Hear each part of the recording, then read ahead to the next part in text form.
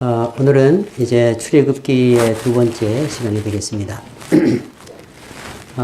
제가 출애굽기의 구조를 얘기하면서 지난번에 셋으로 나눌 수가 있다 그렇게 말씀을 드렸어요.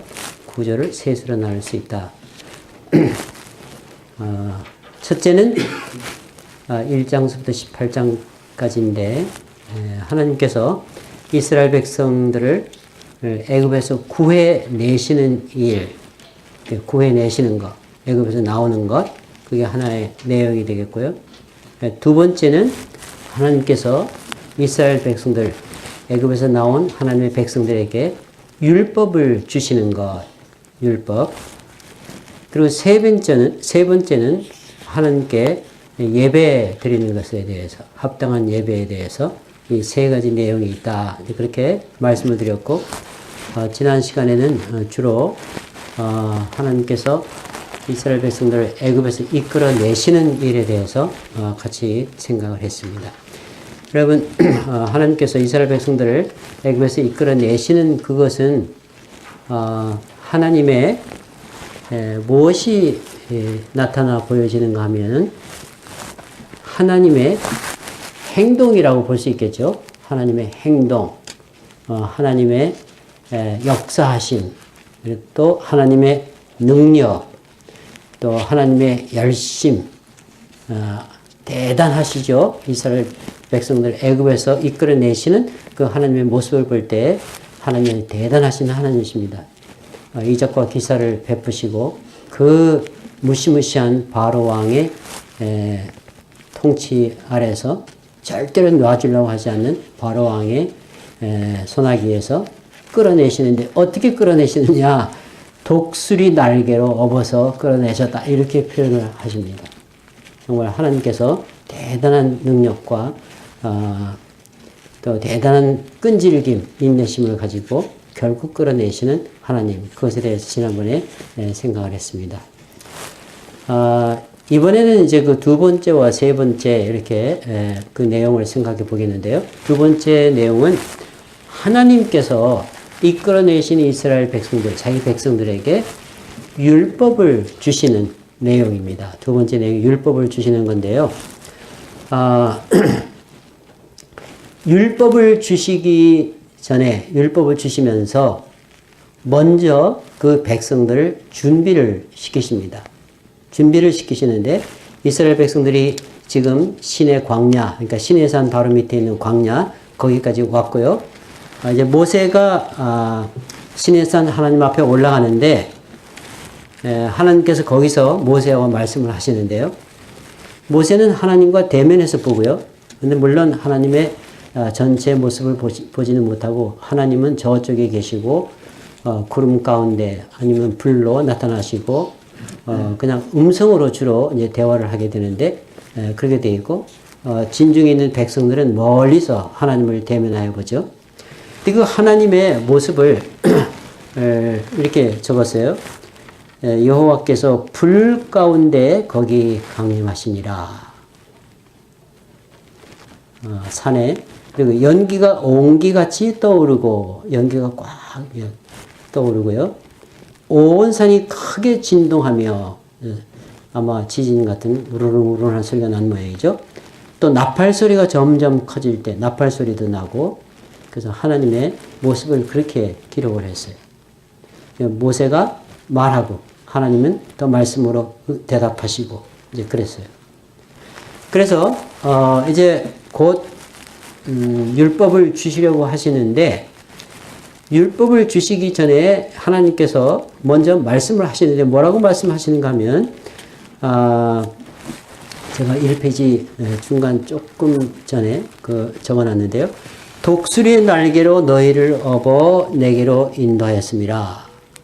세계가 내게 속하였나니 너희가 내 말을 잘 듣고 지키면 너희가 제사장 나라가 되리라. 이렇게 먼저 말씀하세요. 먼저 하나님께서 이스라엘 백성들에게 율법을 주시는 이유가 하나님께서 그 애굽에서 이끌어내어서 자기 백성을 만드셨기 때문에 율법을 주신다는 거예요. 그러니까 하나님의 백성으로서 이제 백성다운 모습이 되게 하기 위해서 율법을 주신다는 거죠. 그런데 이 율법은 이스라엘 백성들이, 이제 구원받은 백성들이 지켜야 할 것인데, 이것을 잘 듣고 지키면 어떻게 되느냐? 이스라엘 백성들이 어떻게 되느냐? 너희가 제사장 나라가 되리라. 그렇게 말씀하십니다. 제사장 나라가 된다. 제사장 나라가 된다는 것은 우리가 얼핏 듣기에는 제사장 나라가 뭐 대단하냐 이렇게 생각하겠지만은, 제사장 나라는 다른 말로 하면은 복의 근원이 되는 나라가 된다. 너희가 복덩이가 된다. 그러면, 그리고 영광스러운 하나님의 백성다운 그런 영광스러운 민족이 된다. 그런 말이죠. 영광스러운 민족, 아주 뛰어난 민족, 모범된 민족, 세계 누구도 따라갈 수가 없는 그런 모범된 민족. 그래서 복의 근원이, 너희들이 복의 근원이 되는 그런 민족이 된다. 그런 말씀이에요. 그렇게 하나님께서 만들어 주시겠다는. 그래서 하나님이 주시는 이 율법은, 그 율법이 대단한 율법이기 때문에 그 율법을 지키면, 율법대로만 살면 굉장한 국민이 된다는 거예요. 굉장히 우수한 국민이 된다는 거예요. 저는 그런 생각을 가끔 하는데요. 왜 이스라엘 백성들이 그렇게 뛰어나냐? 어떤 사람은 그 이스라엘 백성들이 머리가 좋아서 그렇다. 다들 머리가 좋다. 그럼 왜 이렇게 머리가 좋으냐? 저는 그렇게 생각을 해요. 결국 하나님의 율법을 받았기 때문에, 그 율법이 이스라엘 백성들을, 지금 여기서 말씀하는 대로 그 율법이 이스라엘 백성들을 그렇게 뛰어난 백성으로 만들었던 거예요. 물론 이스라엘 백성들이 잘 지키지는 못했지만, 그래도 부스러기 복이라도 받아서, 율법의 그 부스러기라도 받아서 그렇게 뛰어난 민족이 되고 우수한 민족이 되지 않았을까. 저는 그렇게 생각을 해요. 바로 그런 얘기죠. 뛰어난 백성이 되게 하겠다. 그런 말이에요. 이제 그러면서 율법을 이제 주시는데, 20장에서부터 이제 율법을 주시는데요. 율법을 주시기 전에 첫 번째 말씀이 뭐냐면은, 왜 내가 너에게 율법을 주느냐?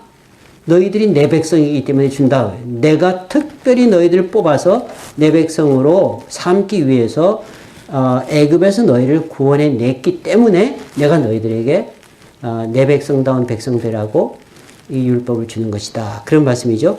나는 너를 애굽 땅 종되었던 집에서 인도해 낸 내 하나님 여호와니라.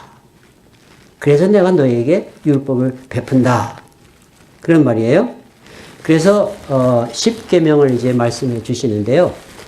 우리가 다 잘 아는 대로 10계명은, 앞에 4계명은 하나님께 대한 계명이고, 그 다음 6개는 사람과의 관계에 대한 계명인데요. 앞에 4계명을 말씀해 주시죠. 앞에 4계명, 제1계명은 다른 신을 내게 잊지 말지니라. 왜 다른 신을 내게 잊게 하지 말아야 하느냐? 하나님만이 참된 하나님이고, 하나님만이 참된 창조주시고 참된 하나님이시고, 하나님만이 이스라엘 백성들을 애굽에서 구해낸 그런 하나님이기 때문에 그 하나님을 바로 섬기고 하나님만 섬겨야 돼요. 제1계명은 다른 신을 내게 두지 말지니라. 하나님을 섬긴다는 게 뭡니까? 하나님을 하나님으로 믿고 인정하고 따르고 공경하고 순종하고 그러는 거죠. 하나님만 하나님으로 섬기는 거예요. 근데 그렇게 하기 위해서 두 번째는 우상을 만들지 말고, 우상에 절하지 말고, 우상을 섬기지 말라 그랬어요. 이 인간은 이런 모양 저런 모양으로 하나님 대신 딴 것들을 섬기고자 하는 마음들이 있어요. 우상을 섬기고자 하는 마음이 있죠. 그래서 그것을 막으시는 거죠. 우상을 섬기지 말라 그랬어요. 우상을 섬기면 하나님께서 3, 4대까지 징계하신다고 했고요. 하나님을 잘 섬기면 하나님께서 1000대까지 은혜를 베푸신다. 그렇게 약속을 하셨어요. 근데 3계명이 뭐냐? 3계명은 하나님의 이름을 망령되이 부르지 말라. 여러분, 우리가 하나님을 섬기려고 하면 하나님의 이름을 부르죠. 하나님의 이름을 부르고 하나님과 대화를 하게 되는데요. 인격 대 인격적인 대화를 하게 되는데, 그 하나님을 부를 때에 그 하나님에게 합당하게 이름을 부르라 그 말이에요. 합당하게 하나님답게 하나님을 이스라엘 사람들은 하나님을 부를 때 여호와 하나님은 여호와라는 말 그 말은 지난 시간에 공부를 했죠. 생각을 했죠. 하나님이 스스로 자기를 여호와라 이렇게 말씀하셨는데 그 이름이 너무 두려워서 그 이름을 부르지 못하고 그 이름 대신에 높으신 분, 뭐 주님 이렇게 다른 이름으로까지 부른다고 하고요. 옛날에는 이 성경을 뺏기지 않았습니까? 성경을 이렇게 다 베껴서 사사에 다 이렇게 베꼈는데 베끼는 사람이 이 여호와라는 말을 베낄 때는 그걸 함부로 베끼지 못하고 자기 모욕을 하고 엎드리고 그래서 그 여호와라는 말 하나 이렇게 베끼는데 굉장히 두려워했다는 거예요. 그렇게 하나님의 이름을 우리가 함부로 부르지 말라. 요새는 뭐 하나님의 이름을 얼마나 마음대로 부르는지 욕에도 하나님의 이름을 갖다 붙이고 뭐 예수님의 이름을 갖다 붙이고 하는데 참 너무나 아주 참 한탄할 일이죠. 그렇게 이제 하나님을 함부로 부르는데 그러지 말라 그랬어요. 그리고 사계명은 안식일을 기억해서 거룩하게 지키라 그랬어요. 일하지 말고 쉬면서 하나님을 경배하고 예배하는 날로 삼고 그날을 꼭 지키라 그랬어요. 그런데 우리가 가만히 생각해 보면 하나님께서 왜 안식일을 지키라고 하셨는가? 물론 하나님께서 엿새 동안 일하시고 제7일 되는 날은 쉬셨다. 그렇게 말씀하시면 너희도 그날은 쉬어라 하지만 그날은 쉬면서 하나님과 교통하고 하나님과 교제하는 날이에요. 하나님을 생각하고 그래서 하나님의 말씀을 받고 하나님께 기도하고 하나님을 생각하고 하나님의 은혜와 하나님의 축복과 이 하나님에 대해서 다시 한번 온전히 생각함으로써 은혜를 받는 날이죠. 그런데 그거를 꼭 하라 그랬어요. 나중에 여러 번 나와요. 이제 앞으로 여러 번 그 얘기가 나오는데 안식일을 꼭 지키라. 여러 번 그 얘기가 나와요. 왜 그렇게 강조하느냐? 사실은 앞에 세 계명이 있지 않습니까? 너희 다른 신을 두지 말라. 또 우상을 만들지 말고 섬기지 말라. 또 하나님의 이름을 망령되 일컫지 말라. 이런 하나님에 대한 계명을 지키는 데 있어서는 사계명을 지킬 때에 그 앞에 있는 하나님 세 계명을 잘 지킬 수가 있는 거예요. 그러니까 하나님에 대한 계명을 지키는 실제적인 방법이 바로 사계명이다 그 말이에요. 사계명을 지키면은 실제 그 앞에 있는 모든 계명을 잘 지킬 수가 있어요. 하나님이 누구인지 알게 되죠. 또 하나님을 두려워하게 되죠. 하나님의 이름을 제대로 부르죠. 다른 신을 물론 섬기지 않게 되죠. 그래서 사계명이 키다 왜 키. 앞에 계명을 지키는 게 키다. 사계명을 지키지 않으면은 앞에 계명을 지킬 수가 없어요. 그래서 안식일을 지키라는 말이 계속해서 나와요.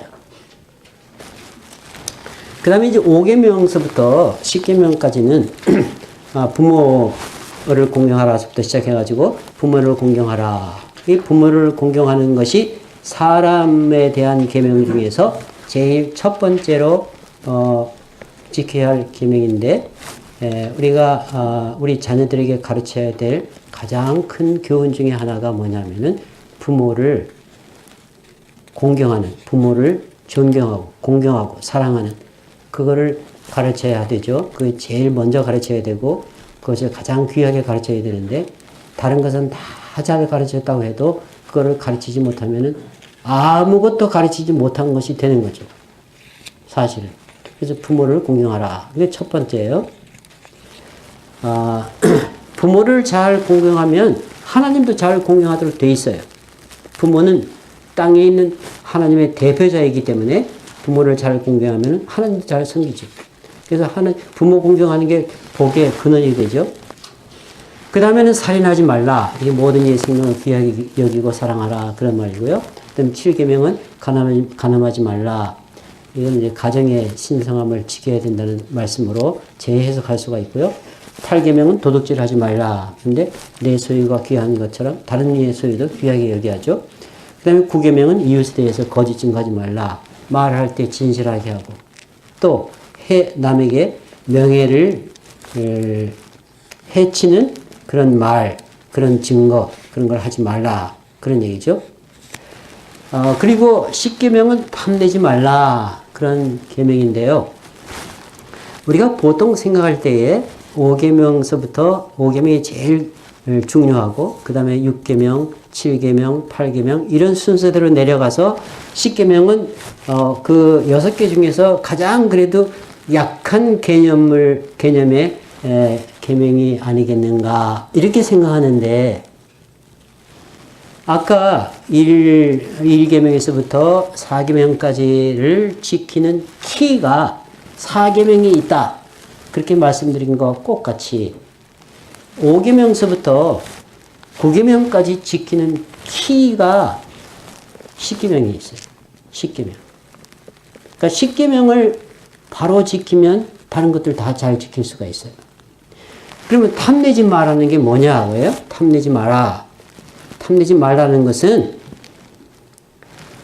간단해요. 하나님이 나에게 주신 모든 축복, 생명, 또 인생, 아내, 물질, 건강, 모든 것에 대해서 하나님이 나에게 주신 것에 대해서 내가 만족하는 거예요. 하나님이 내게 가장 좋은 것을 주셨다. 이렇게 믿고 만족하는 거예요. 즐기는 거예요. 감사하는 거예요.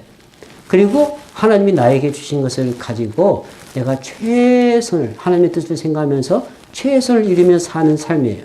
근데 그것이 그렇게 아름다운 거예요.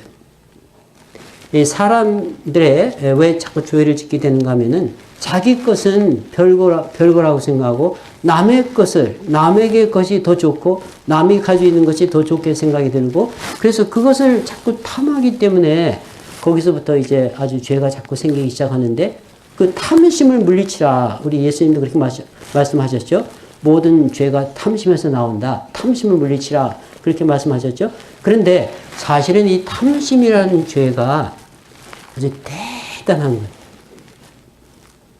그리고 그게 굉장히 우리 인간 깊이 파고 들어가 있어서 이게 죄인지 아닌지 모르는 경우가 많아요. 그거를 잘 분별해가지고 탐심을 나에게서, 내 인격에서, 내 마음에서 다 분별해서 그것을 다 제거해 버린다고 하면은 내가 하나님의 계명을 잘 지키면서 살 수가 있어요. 이거는 딴 얘기지만은 제가 사는 곳에 바로 가까운 곳에 그 해버포드 칼리지라고 있는데요. 그 아주 좋은 학교예요. 좀 자그마한 학교지만은 아주 좋은 학교예요. 작은 대학 중에서는 미국 전체에서 몇째 손가락 안에, 10손가락 안에 드는 아주 대단히 좋은 학교예요. 근데 그 학교에서, 그건 퀘이커 재단에서 만든 학교인데 아주 오래됐고요.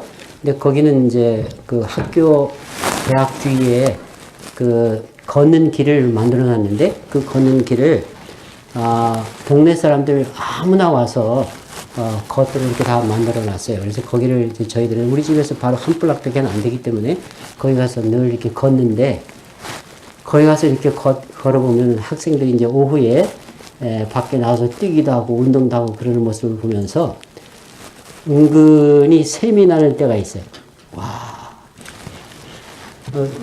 저희들은 6.25 사변이며 그래서 학교 다니는 게 얼마나 어렵게 다니고 공부하는 것도 사실 텐트 치고 공부하고 책상도 없어서 무릎에 놓고 공부하고 그래서 늘 그 공부에 대한 거 또 특히 좋은 대학교 그런데 학생들 보면 부럽거든요. 야, 참 젊고 참 기회가 좋고 나도 좀 젊어서 이런 데 와서 공부하면 얼마나 좋을까 아주 샘이 나는 때가 있어요. 그래서 갑자기 생각할 때, 이게 바로 탐심이구나. 그런 생각을 하고. 젊음을 부러워한다든가, 네? 아니면 그런 기회를 부러워한다든가. 다른 사람이 가진 것, 무엇이든지 부러워하는 것은 가만히 들여다보면은 하나님이 내게 주신 것에 대해서 내가 부족함을 느끼고 만족하지 않는 것과 연결이 되죠. 그래서 그 가장 큰 복은 뭔가 하면은 하나님, 그러면서 저는 내 자신을 생각해보죠. 하나님이 나에게 얼마나 큰 복을 주셨는가. 정말 하나님이 좋은 것을 주셨다.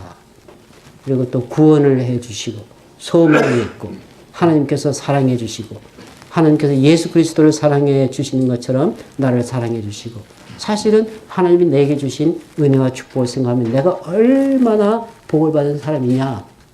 그래서 어떤 사람은 그랬죠.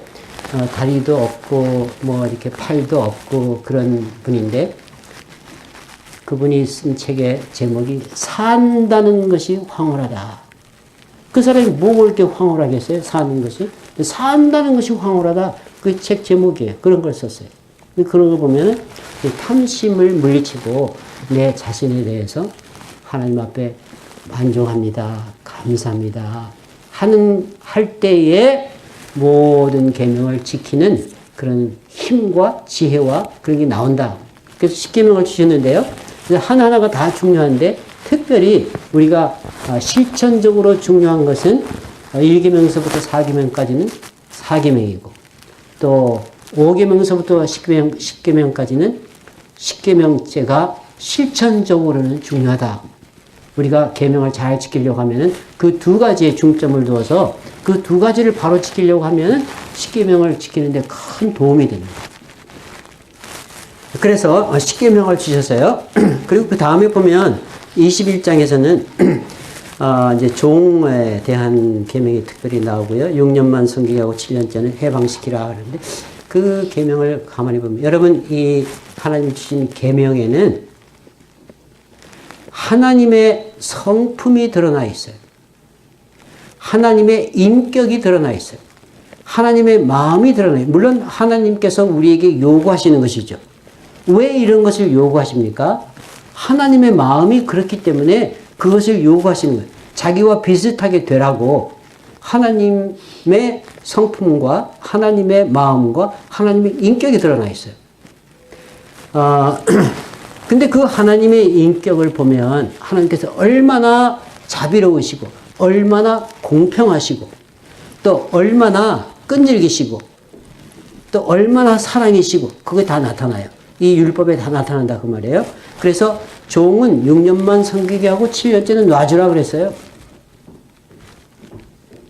여기 약한 자를 불쌍히 여기고, 또 후하게 대접하고, 약한 자지만은 다시 새롭게 시작할 수 있는 기회를 또 주시는. 너 이제 한번 실패했으니까 그만이다 이게 아니고 다시 또 시작할 수 있는 기회를 주시는 참 너무나 좋으신, 후하고 좋으신 하나님. 그거를 그런 이런 법에서 보여주지 않아요? 그런 하나님. 그 다음에 폭행에 관한 그 율법을 주셨는데, 그 다음에 보면은 사람을 쳐 죽인 자는 죽이라. 이거 빼야 하시죠? 사람을 죽인 자는 죽이라. 고의가 아니었으면 도피성에 가서 피했다가 나중에 재판을 받은 다음에 벌을 받게 하라.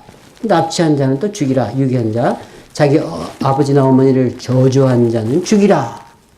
그러니까 부모를 공경하라는 말이 얼마나 중요한 그런 법인지 알 수가 있죠. 그리고 생명은 생명으로, 눈은 눈으로, 이는 이로, 그 유명한 말씀이죠. 그렇게 그대로 갚아주라 그랬고요. 그 다음에 도덕에 관한 법을 보면 약혼하지 아니한 자와 동침한 자는 그거를 이제 아내를 삼도록 하라, 뭐 그런 법이라든가, 또 무당은 죽이라고 그랬어요. 하나님은 다른 신을 섬기는 것에 대해서는 아주 엄격하시죠. 왜? 그것이 바로 죽는 길이기 때문에 그런 거예요. 다른 신은 없고 다른 신을 섬기면 하나님과 멀어지게 되고, 물론 하나님과 원수되게 되고 죽는 거예요. 그러니까 죽이라는 거예요.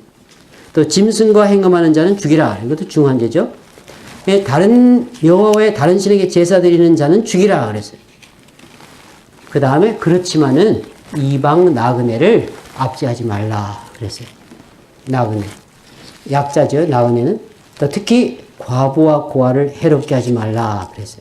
근데 과부와 고아에 대해서 해롭게 하지 말라고 하면서 이렇게까지 말씀하셨어요. 내가 만일 그들을 해롭게 함으로 그들이 내게 부르짖으면 내가 반드시 그 부르짖음을 들으리라 그랬어요. 그래서 과부에 대해서, 고아에 대해서 하나님께서는 특별히 관심을 가지시고 돌보시고 또 돌보라고 하시는 거예요. 근데 듣고 나의 노가 맹렬함으로, 하나님께서 노를 크게 노하신다는 거예요. 맹렬함으로 내가 칼로 너희를 죽이리니 너희의 아내가 과부가 되고 너희 자녀는 고아가 되리라. 하나님이 이렇게 약한 자, 의지할 데가 없는 자, 그런 사람들을 특별한 관심을 가지시고 돌보시고, 우리도 하나님의 백성이라고 하면은 마땅히 그렇게 하라는 거예요. 그리고 가난한 자에게 돈 구워줄 때는 어떻게 하고, 옷을 전당 잡으면 어떻게 하고, 재판장을 못 와가지 말, 이런 거 다 빼야 하고, 자비로운 법이에요. 자비로운 법을 주시고, 왜? 하나님께서 그런 분이시기 때문에 그런 자비로운 법을 주신 거예요. 그리고 그 다음에 공평에 관한 법이에요. 공평. 하나님은 공평 무사하신 하나님이시죠. 그래서 거짓된 풍설을 퍼뜨리지 말라. 요새 한국에서는 얼마나 거짓된 풍설도 많이 퍼뜨리고 그러는지요. 거짓된 풍설을 퍼뜨리지 말라. 악인과 연합하여 위증하는 증인이 되지 말라. 거짓말하는 거. 미국에서는 거짓말쟁이다 하는 말이 굉장히 큰 욕이죠. 아주 어쩌면 제일 큰 욕이죠. You are liar. 그러면 이건 대단한 욕이에요. 하나님께서도 그렇게 생각하십니다. 거짓. 다수를 따라 악을 행하지 말고, 우리가 다수를 따라가기 쉽죠? 99명이 다 악을 행해도 그게 악이라고 하면 내가 혼자 있다 할지라도 악을 행해서는 안 된다.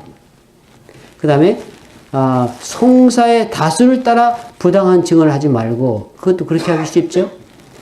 그 다음에 또 그 완전히 반대로 가난한 자의 송사라고 해서 편법되이 두둔하지 말, 가난한 자라고 해서 그 사람 틀린 것을 옳다고 해주지 마라 그 말이에요.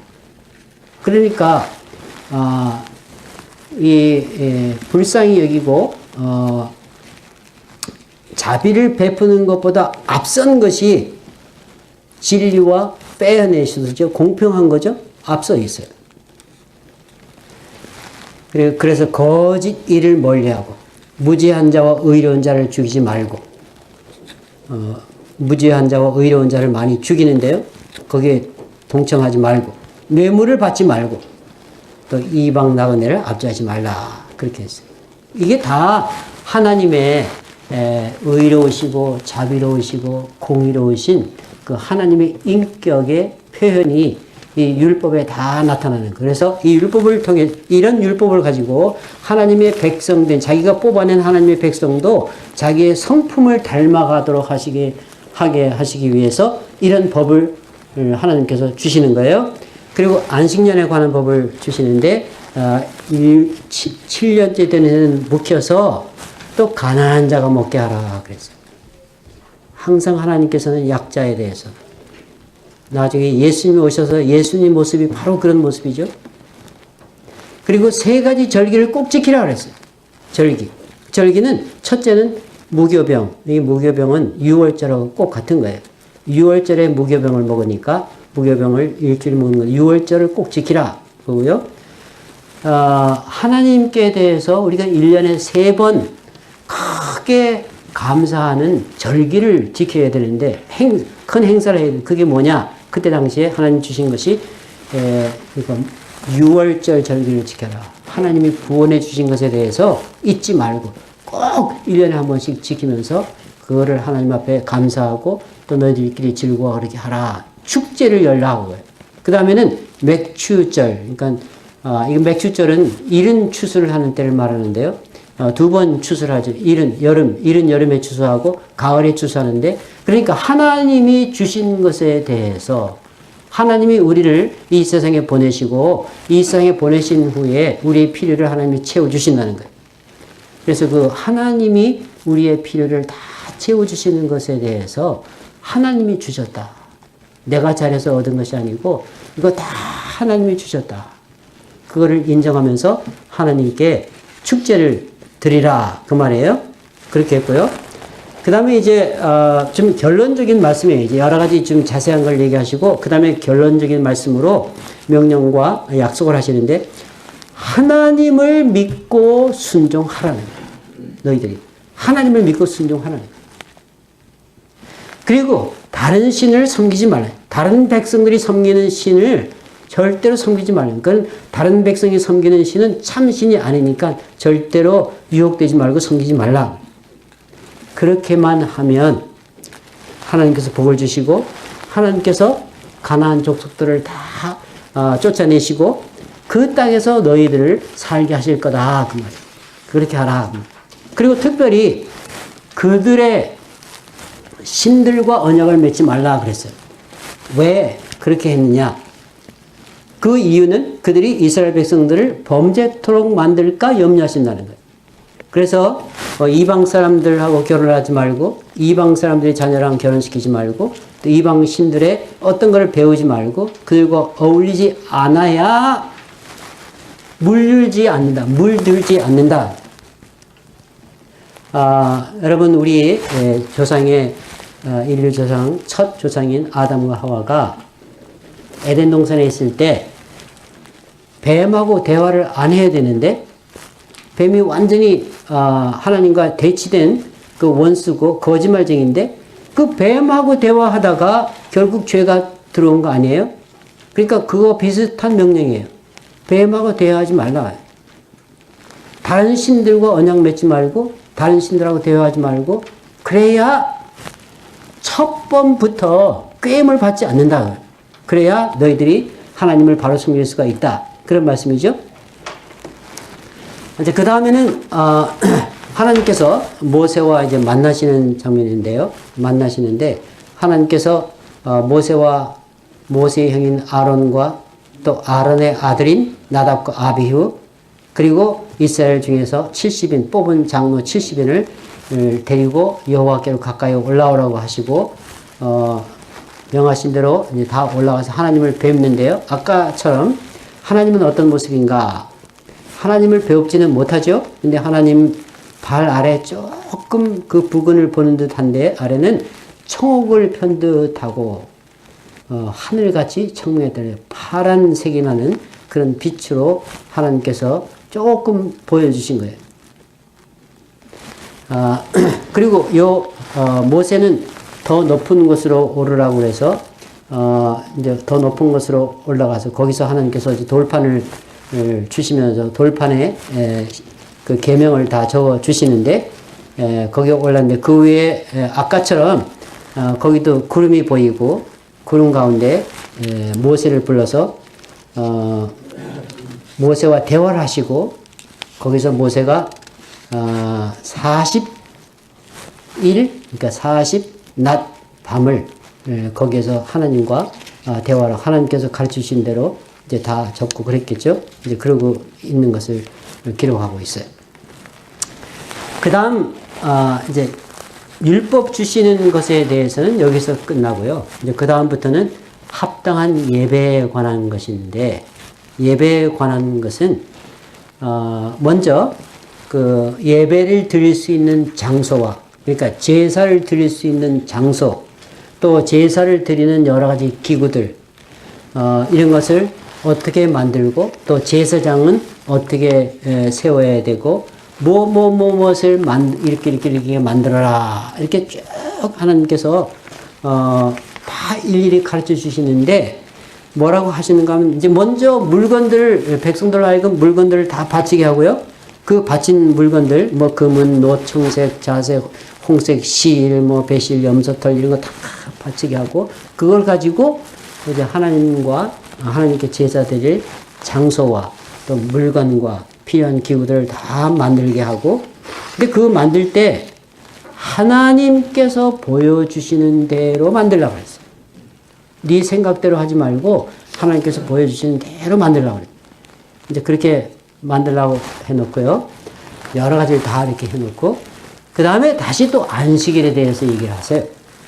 아까도 잠깐 말씀드린 것처럼 이 안식일을 지키는 것이 하나님을 바로 섬기는 것에 직접적인 관련이 있기 때문에 또 실천적인 그런 계명이 되기 때문에 하나님께서는 안식에 대해서 여러 번 자꾸 다시 말씀하시고 재차 말씀하시고 반복해서 말씀하시고 안식일을 아주 머리에 꼭 넣어두시려고 하시는 거예요. 이는 나와 너희 사이에 너희 대대의 표징이니 나는 너희를 거룩하게 하는 여호와인 줄 너희가 알게 함이라. 그래서 안식일을 지킴으로 어떻게 되느냐? 이스라엘 백성들이 거룩하게 되는 거예요. 나는 너희를 거룩하게 하는 여호와다. 안식일을 지킴으로 거룩하게 되는 거예요. 그래서 그날을 더럽히는 자는 다 죽이라고 그랬어요. 그날에 일하는 자도 생명이 끊어지리라고 그랬어요. 안식일에 일하는 자는 반드시 죽이라고 그랬어요. 옛날에는 그렇게 했는 모양이죠.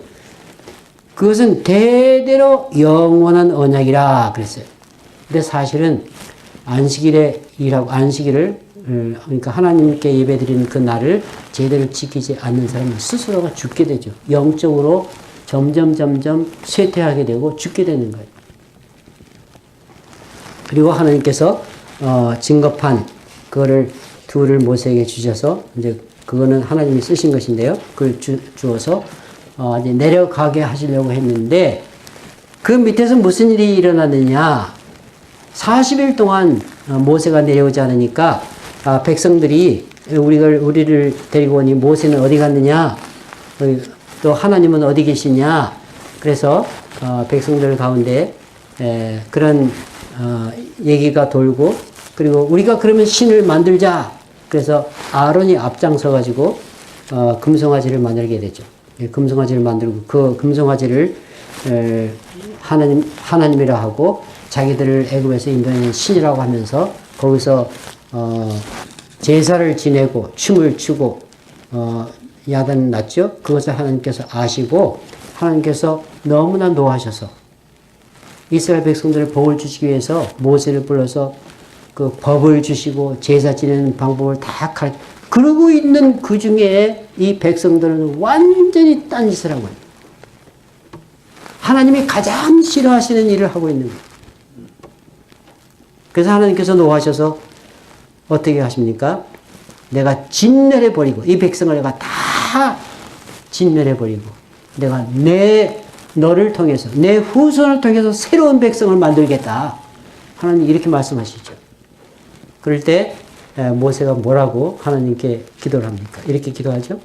모세가 그 하나님 여호와께 구하여 가로되 여호와여 어찌하여 그 큰 권능과 강한 손으로 애굽 땅에서 인도해 내신 주의 백성에게 진노하시나이까? 어찌하여 애굽 사람으로 이르기를 여호와가 화를 내려 그 백성을 산에서 죽이고 지면에서 진멸하려고 인도하여 내었다 하게 하려 하시나이까? 주의 맹렬한 노를 그치시고 뜻을 돌이키사 주의 백성에게 이 화를 내리지 마옵소서. 하나님 그렇게 하면 세상 백성들이 하나님에 대해서 뭐라고 생각하겠습니까? 하나님께서 아니 이 백성들을 죽이려고 끌어내린 거 아니냐? 이렇게 하나님의 명예에 훼손이 되겠습니다. 그렇게 하면 되겠습니까? 또 하나는 하나님께서 아브라함과 이삭과 야곱에게 약속하지 아니하셨습니까? 그 자손들 별처럼 많게 하겠다고 그랬는데 그것은 어떻게 됩니까? 하나님의 약속은 어떻게 되는 것입니까? 이렇게 하나님께 기도하죠. 그래서 하나님께서 이 모세의 기도를 들으시고 뜻을 돌이키셨다. 이렇게 말씀하고 있어요. 그래서 화를 내리지 아니하셨어요. 그래서 모세가 산에서 내려와서 금송아지 또 백성들 춤추는 것을 보고 송아지를 가져다가 불살라서 가루를 만들어 물에 뿌리고 이스라엘 자손이 다 마시겠다. 이제 그렇게 되어 있고요. 아론을 추궁하고 백성들을 이제 죽이라고 해서 젊은 청년들을 시켜서 죽이라 해서 그날 3,000명이 죽었다. 그랬어요. 그러고 나서 다시 모세가 하나님께로 올라가서 하나님께 구하죠. 제가 하나님께 다시 구합니다. 무언가 하면은 합의하시면 이제 그들의 죄를 사하시옵소서. 아까는 멸망시키지 않는 것에 대해서 구했고요. 이제 한층 더 나아갔어요. 멸망을 시키지 않았더라도 죄를 사하지 않을 수 있지 않겠습니까? 그러니까 이제는 죄까지 용서해 달라는 거예요. 그걸 구하는 거예요. 그렇지 않으시면 저의 이름을 생명책에서 지워버리시옵소서. 이렇게 간절하게 기도하죠. 대단한 기도죠. 근데 하나님께서는 그것도 들어주셨다. 그랬어요. 그래서 저들의 죄를 용서해 주시겠다고 하셨고요. 그리고 이제 그 다음에 모세가 하나님께 특별한 청을 하는데 하나님의 영광을 보여주세요. 이제 그런 청을 하는데요. 하나님의 영광을 보여달라는 말은 하나님의 참 모습, 더 깊은 모습을 저에게 보여주시면 좋겠습니다. 그런 뜻으로 우리가 해석해서 볼 수가 있는데, 그래서 하나님께서 그것도 허락하시는데, 하나님께서 모세 보고 바위 틈에 숨으라고 하고, 그리고 하나님께서 지나가시면서 이제 말씀으로 하나님의 진짜 모습을 말씀으로 알려주시는 거예요. 그러니까 하나님이 보여주신 하나님의 모습 중에서 구약에 모세에게 지금 말씀하시는 이 내용이 하나님이 인간에게 보여주신 가장 깊숙한, 가장 많이 드러낸 그 하나님의 진짜 모습을 말씀하시는 거예요. 그래서 하나님이 어떤 분이시냐? 그러면 한마디로 이 말씀 속에 하나님의 진짜 모습이 있는 거예요. 여호와라, 여호와라. 나는 참 하나님이다. 그 말이에요. 두 번씩이나 여호와라, 여호와라. 스스로 있는 자니라, 스스로 있는 자니라. 그런 말이라고도 했죠.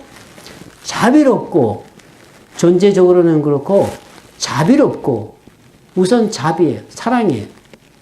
은혜롭고, 노하기를 더디하고, 인자와 진실이 많은 하나님이로라. 그랬어요. 이것이 바로 하나님의 모습이에요. 깊은 모습이에요. 인자를 천대까지 베풀며 악을 용서하나 그 벌은 면제하지 아니하고 아버지의 악행을 그 3, 4대까지 봉하리라.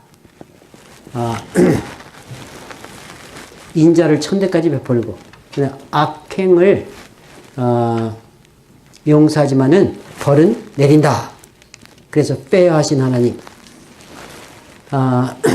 그렇게 보여주셨어요. 그리고 다시 이제 이스라엘 백성에게 다시 말씀으로 앞에서 주셨던 계명 비슷한 것을 쭉 얘기를 하시고요. 그 다음에 계명들을 쭉 더 깊은 똑같은 계명이지만 다시 한번 얘기를 하시면서 그동안에 모세가 이제 산에서 다시 올라가서 40일 40날을 또 있어서 하나님의 말씀을 쭉 들었고요. 그 다음에 이제 모세가 내려오는데 모세 얼굴에서 여호와의 광채가 났다. 그래서 그 광채를 가리기 위해서 수건을 썼다. 그런 얘기가 있죠.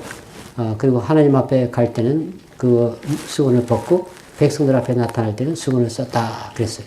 그리고 이제 마지막으로 성막을 짓는 얘기가 쭉 나옵니다. 어떻게 성막을 짓고 또 증거궤는 어떻게 하고 모든 필요한 기구를 다 만들고 그렇게 해서 성막을 다 완성해서 하나님께서 하라고 하시는 대로 다 완성해서 제사를 하나님께 드리죠. 그럴 때 하나님께서 그 제사를 받으시죠. 그래서 그 기록을 맨 마지막에 하고 있는데 출애굽기 맨 마지막에 기록되어 있는데 구름이 회막에 덮이고 구름이 회막에 덮였다는 것은 구름은 하나님을 상징하죠. 모세가 시내산 꼭대기에 올라가서 하나님을 만나 뵐 때 구름이 있었잖아요. 빽빽한 구름이 있었죠. 근데 구름이 내려왔다는 하나님이 내려오신 거예요. 여호와의 영광이 성막에 충만함에 회막에 들어갈 수 없었으니 그러니까 하나님이 내려오신 거예요. 이는 구름이 회막 위에 덮이고 여호와의 영광이 충만함이었으며 구름이 성막 위에서 떠오를 때에는 이스라엘 자손이 그 모든 행진하는 길에 앞으로 나갔고 구름이 떠오르지 않을 때에는 떠오르는 날까지 나아가지 아니하였으며 낮에는 여호와의 구름이 성막 위에 있고 밤에는 불이 그 구름 가운데 있음을 이스라엘 온 족속이 그 모든 행진하는 길에서 그들의 눈으로 보았더라. 그랬어요. 그래서 이것은 제가 맨 끝에, 그 뒤에 맨 끝에다가, 다른 건 그냥 보시고요. 9페이지에 보면은, 그, 출애굽기의 클라이막스가 어디 있느냐. 출애굽기, 이름이 그러니까, 이스라엘 백성들이 애굽에서 나온 것, 그것이, 출애굽기의 클라이막스냐. 아니면, 율법 주신 것, 그것이 클라이막스냐.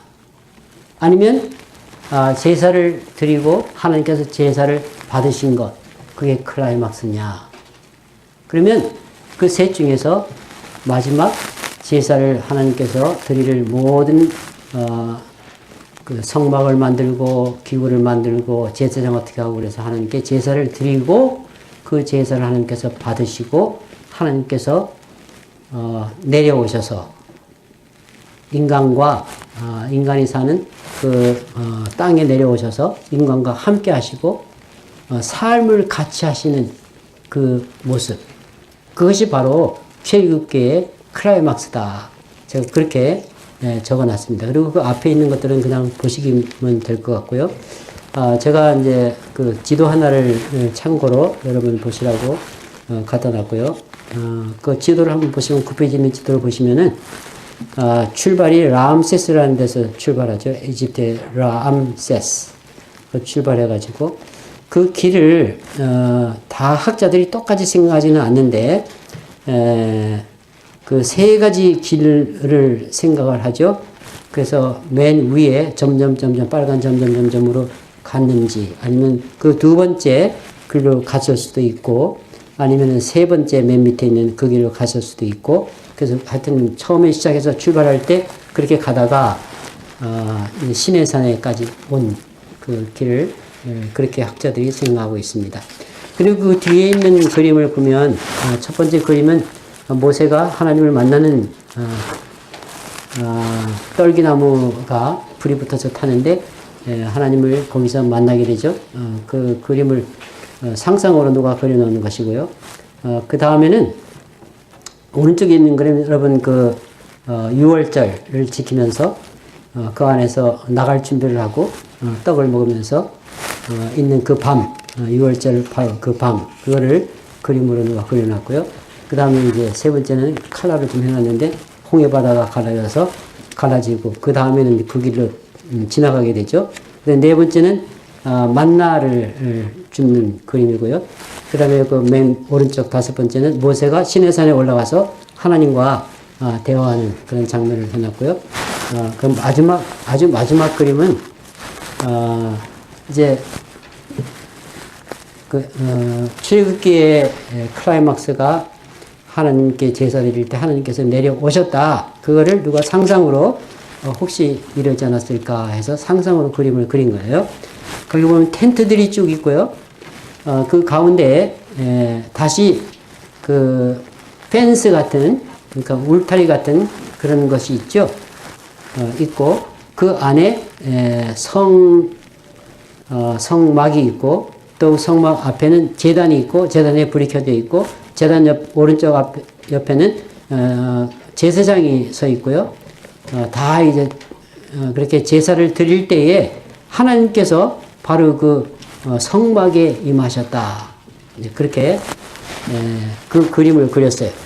그리고 하나님이 성막에 내리시는 바로 그거는 무엇과 직접적으로 연결이 되는가 하면 예수님이 이 땅에 오신 것을 요한복음에서 말하면서 하나님의 아들, 말씀이신 하나님의 아들이 이 땅에 오셨는데 그것은 요한복음 1장 14절에 말씀이 육신이 되어 우리 가운데 거하신다고 되어 있지 않습니까? 근데 어떤 데서는 장막을 치심에 이렇게도 번역할 수 있는 단어예요. 장막을 치심에. 그러니까 모세가 이렇게 성막을 만들어서 하나님께 제사 지냈을 때 하나님께서 영광으로 장막 가운데 이스라엘 백성 가운데 온 바로 그 일이 예언적인 것이었는데 그것이 이루어져서 예수님이 육신을 입고 이 땅에 오셨다. 그것이 바로 그것과 연결이 되는 것이다. 그렇게 학자들이 생각을 하죠. 그래서 그것이 이제 성취된 것이다. 그렇게 생각해요. 예수님이 오신 것이다. 예수님이 오셔서 우리와 같이 사시고 우리와 삶을 같이 하시게 되죠. 그리고 나중에는 성령님께서 오시고요. 그런 것들이 다 그와 연관이 된다는 말씀입니다. 오늘은 출애굽기 후반부를 생각했고요. 다음 시간에는 제가 오늘 그 성막에 대해서 조금 좀 너무 이렇게 좀 설명을 못 드리고 지나간 것 같아서 이 성막에 대한 것, 또 그 안에 있는 기구들에 대한 것을 따로 한 시간 같이 생각을 하도록 하겠습니다.